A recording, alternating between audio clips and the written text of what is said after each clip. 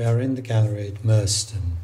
What effect, Sylvia, does it have upon you seeing all your work together like this? Well, actually, it's the very first time that I have seen my drawings and paintings, my work together. And it's a very different experience to standing in front of one particular work, looking at it, working on it, and then seeing it sort of finished. Really what it did for me was to put the whole thing in context, because many of the pieces that are in this room now, I've kind of disassociated myself from, because they're from 2006, 2007 onwards. And so I focused on the most recent work, and several of the drawings and paintings that are here are about what I'm thinking about now.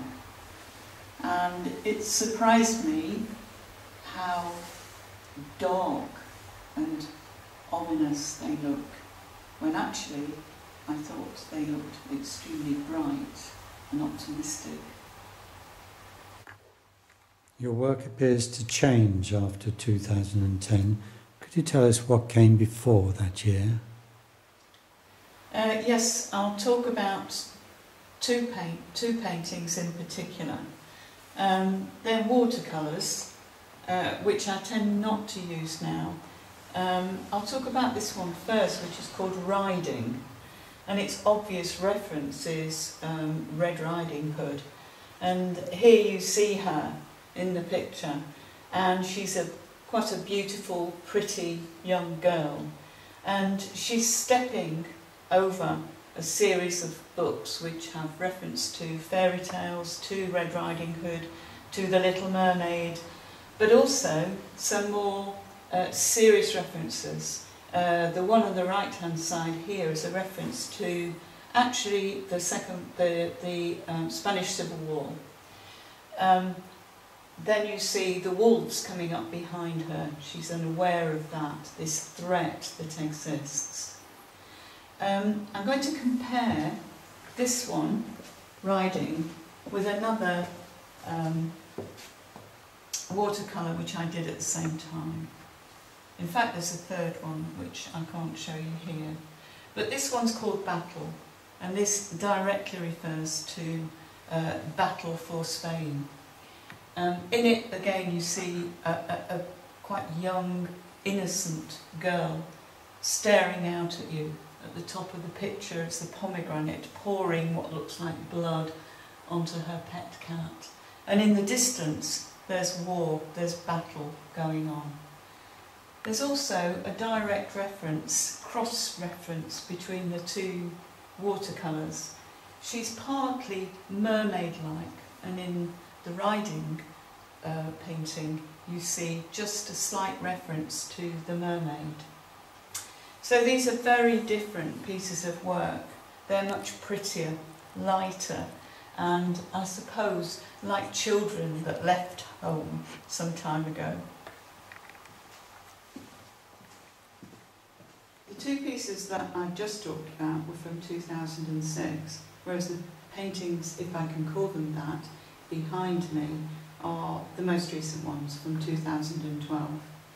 And I really want to say something about these because of the influence of music. And so the one on the right, my right here, is really a reference not only to storm, to weather, but the title of the painting is Blow the Wind Suddenly. And one of my favourite singers, Kathleen Ferrier, sang this song, everyone knows it, and there is Blow the Wind Suddenly. On my left is another painting which makes reference to music, and this time it's Dido and Aeneas, and it's the title of the painting is from one of the first lines in the music by Purcell, Shake the Cloud. And this act of physically shaking a cloud really appealed to me. The painting itself has layers and layers of work, and layers of paper attached to it as I'm working. So both paintings are about working and working over the surface.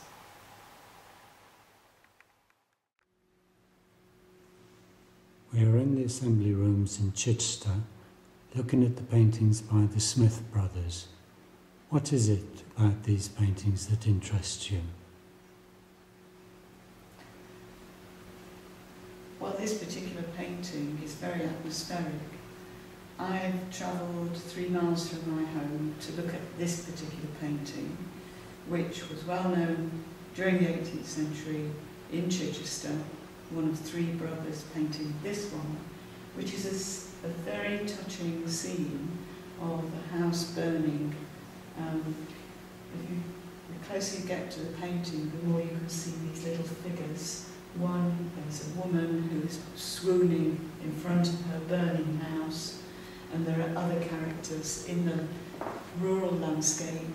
It even looks as though it could be just outside of Chichester, but a very idealised landscape. What's so touching and beautiful about this painting is that it's not especially famous or world famous. I haven't had to come hundreds of miles to see it. It's on my doorstep. And I can see this beautiful quality of painting, particularly of the frost and the snow and the mist in the background, compared with this glow from the fire of the cottage.